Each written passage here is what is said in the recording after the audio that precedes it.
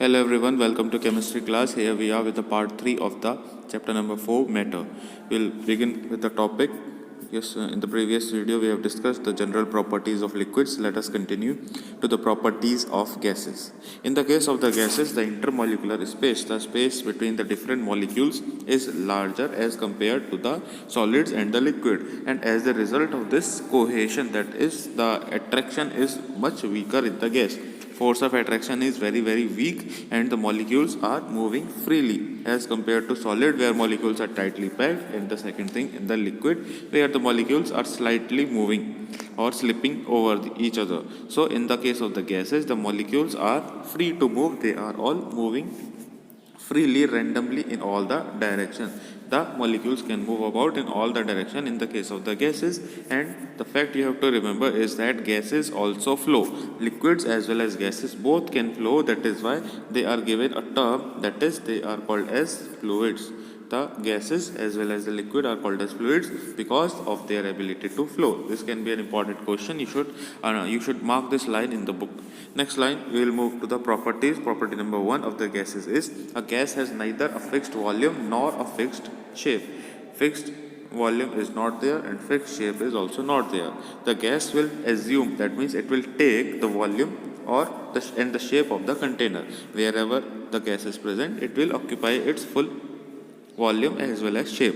So that is the first property. Why it is happening? This is just because the molecules are free to move in all the direction. That is why gases are not having fixed volume as well as they are not having a fixed shape. Point number 2 here is they can be compressed to a much larger extent than the solid and the liquids. We can easily compress them. Why is it so? Because the molecules are far apart, where they are at a large distance, and when pressure is applied, when you're pressing these molecules, then they will come close to each other and we can easily compress the gases. So that is second point, gases can be compressed just because they are having a large intermolecular space between the molecules. Point third, a gas expands or contracts. It can expand as well as contract on being heated or cooled. When we are heating, then gas will expand, and when we are cooling, then gas will contract. This is what is the third property. So you have to remember this point. So again, here in details they have given, on heating what will happen, the gas molecule get the energy, and because of that energy they will move away from each other and gas is expanding. So on heating what is happening is gas expands. Second thing, on cooling what happens is gas is contracting. Why is it so? Because on cooling the gas energy in gas molecules are becoming less energetic, the energy is falling down, and hence what will happen, because energy is falling down, then molecules can move less vigorously. They will come, the intermolecular force of attraction will cause the molecules come close to each other, they will come closer, and hence what will happen, the contraction will be there, So on cooling what is happening, on cooling the gas is contracting, contraction is observed. So this is all about the properties of gases we have seen. We'll move to the next point number 4. 3 properties we have covered. Point number 4, what they are saying is gases freely mix with each other. All the gases can mix with each other. A common example is air. Air is what? Air is a mixture of gases. Different gases are mixed there. So naturally only all the gases, carbon dioxide, oxygen, nitrogen, hydrogen, all the different kinds of gases are present in the air. So that is because gases can freely mix with each other. It is happening because molecules can occupy the large intermolecular space of the another gas. In in a particular gas, molecules are there, they are present at a large distance. So in between two different molecules, what is there? A large distance is there, that is called as intermolecular space. It is called as intermolecular space I have written. So because of this space that is present between the molecules, the other molecules will occupy this place. So that is the reason gases freely mix with one another, and this process of mixing of the gases is called as diffusion.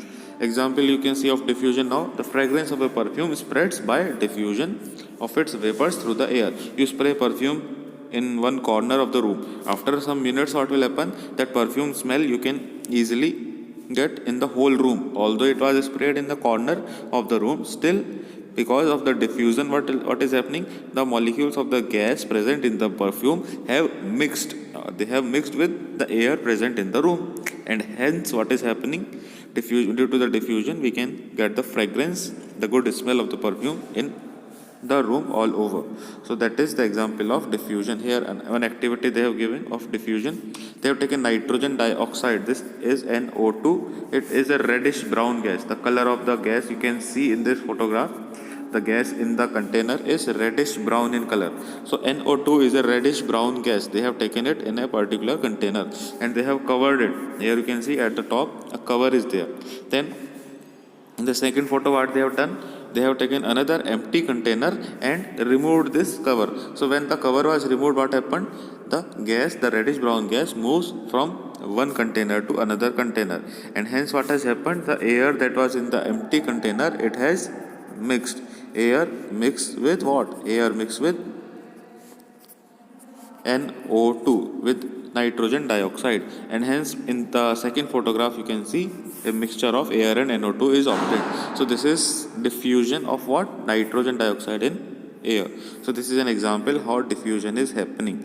So I hope it is clear to you. So that is the activity they have given. We have to take copper, we have to put nitric acid. When copper and nitric acid are reacting, what will happen? Reddish brown gas, nitrogen dioxide will form, that you can see in the photograph. And when this gas is formed, we have to cover the glass with a particular lid. A covering is there.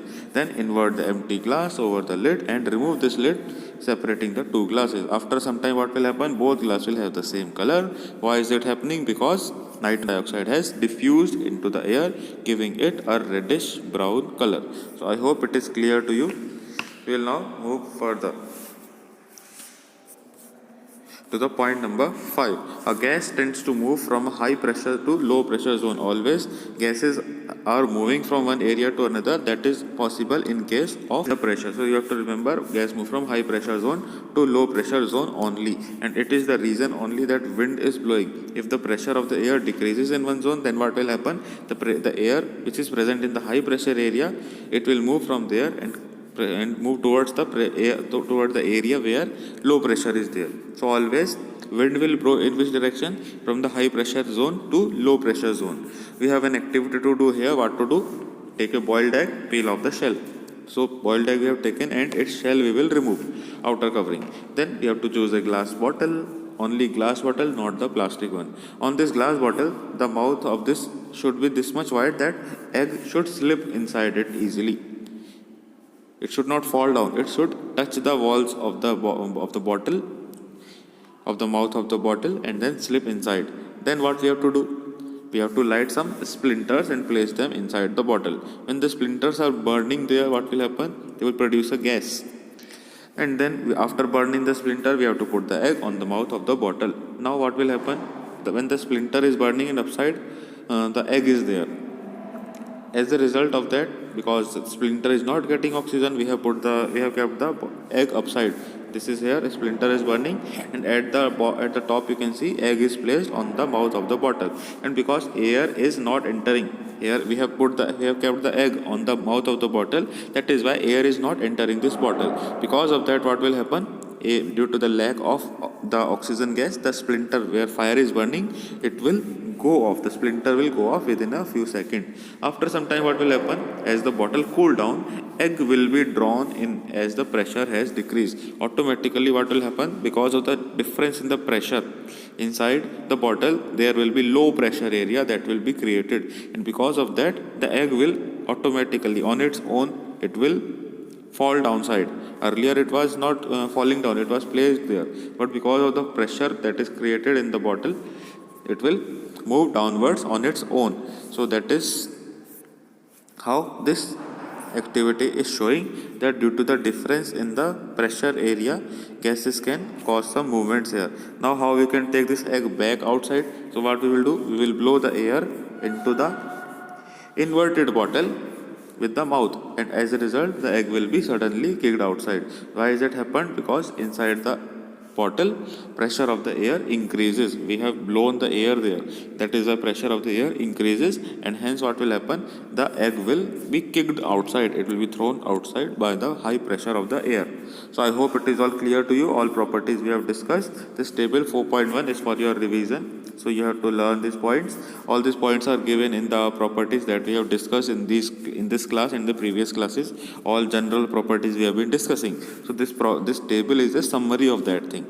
just for your revision. We'll move to the next topic now. Do the molecules remain motionless in matter? So answer is simply no. In the matter, molecules are not motionless, they are all moving. In the solid also they are moving, although in the solid the molecules are tightly packed, but they are vibrating there. They do not move away, but still they are vibrating. If they are vibrating means some motion is there. So as the temperature rises, they vibrate more vigorously and they gain energy. In the case of the liquids and the gases, what is there? The molecules are loosely held and hence they can move away. In liquid also molecule move, gases also molecule can move. And when the temperature rises, in this case what will happen? The molecules move farther apart, less in the liquid, more in the gas. So in the gas, molecules are moving much away from each other. So that is why, based on this studies, we can say molecules are not motionless. Molecules are having motion. Motion means they are having movement in the case of the matter, whenever they are present in matter. So for this more clarity, we have a topic, that is Brownian movement. What does it